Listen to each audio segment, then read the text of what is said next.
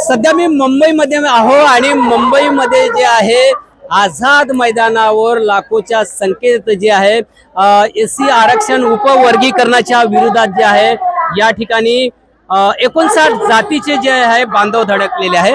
मी संपूर्ण तुम्हाला दृश्य दाखवतो। दृश्य बघा, हे बघू शकता मोठ्या प्रमाणात या ठिकाणी जे आहे नागरिक सहभागी झालेले आहे।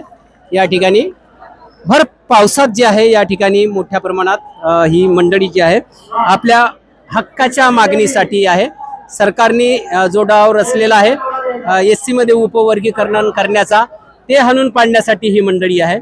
छत्र्या घेऊन आलेले आहेत लोक, हातामध्ये पंचशील ध्वज निळे ध्वज आणि पाऊस सुरू आहे। बघू शकता पाऊस सुरू आहे, जोराचा पाऊस सुरू आहे आणि या पावसाला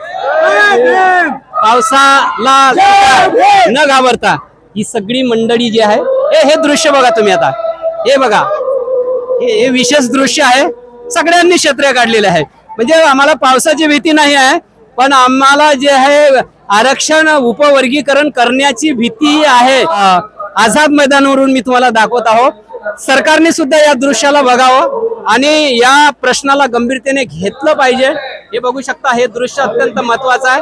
भर पावसात जे आहे पावसामध्ये ओला झालेला आहो, पण मलाही सुद्धा पावसाची काही तमा नाही आहे। पण मात्र या मोर्चामध्ये सहभागी झालेल्या लोकांसोबत बोलूया। भाऊ काय सांगाल? जय भीम। जय भीम, जय भीम। आजच्या मोर्चामध्ये आज आपण पाहिले लाखोच्या संख्येमध्ये जनसमुदाय तो उपस्थित आहे। सगळ्या आंबेडकरी समाजानं जे एससी एसटी आरक्षणासंदर्भात जो राज्य सरकारने जो घालाघात घातलेला आहे त्याच्या विरोधासाठी संपूर्ण महाराष्ट्रामधून प्रत्येक जिल्ह्यातून अनेक ठिकाणून आंबेडकरी समाज आज ठिकाणी भर पावसामध्ये उपस्थित होत आहे। ही जी अन्यायकारक भूमिका राज्य सरकारने जी घेतलेली आहे त्याचा तीव्र शब्दामध्ये आणि तीव्र उपस्थित राहून यांनी जो निषेध दाखवलेला आहे हा समुदाय आपण थोड्या वेळापूर्वी दाखवलेलाच आहे। अजून बहुसंख्य जो समाज आहे तो अजून रस्त्यावर आहे। जोपर्यंत आरक्षण जे आपला उपवर्गीकरण रद्द होणार नाही तोपर्यंत ही भूमिका सरसेनानी आनंदराज आंबेडकर साहेबांनी जी घेतलेली आहे तो लढा कायम प्रत्येक आंबेडकरवादी केल्याशिवाय थांबणार नाही। लाख लोकांचा मोठा मोर्चा आज निघालेला आहे।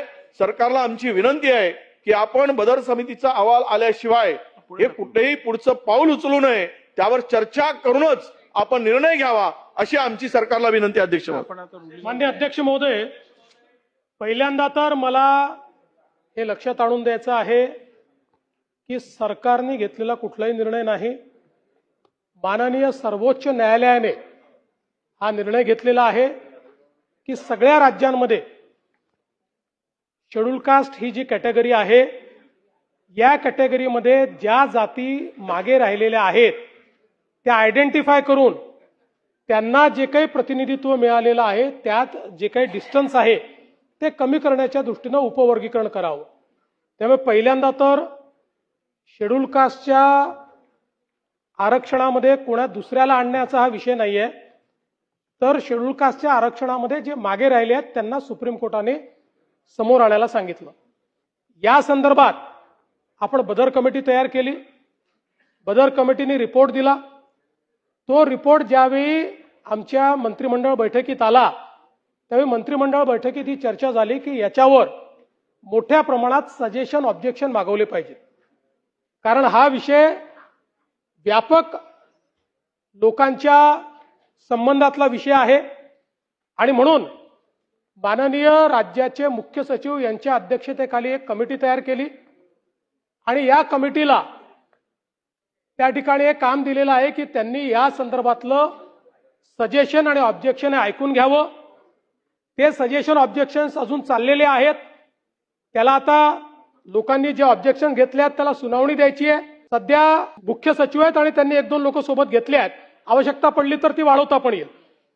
याच्यामध्ये हे सजेशन ऑब्जेक्शन ऐकल्यानंतरच, त्यामुळे आता सरकारने कुठलाही कायदा आणलेला नाही, या विधानमंडळात कुठलाही कायदा आलेला नाही। मला असं वाटतं की गृहीतकांवर आज या सगळ्या चर्चा चाललेल्या आहेत। सरकारचं स्पष्ट मत आहे, व्यापक चर्चेअंतीच अंतिम निर्णय सरकार करेल। हा निर्णय करत असताना माननीय सर्वोच्च न्यायालयाने जे निर्देश दिलेले आहेत त्या निर्देशांचं तंतोतंत पालन होईल।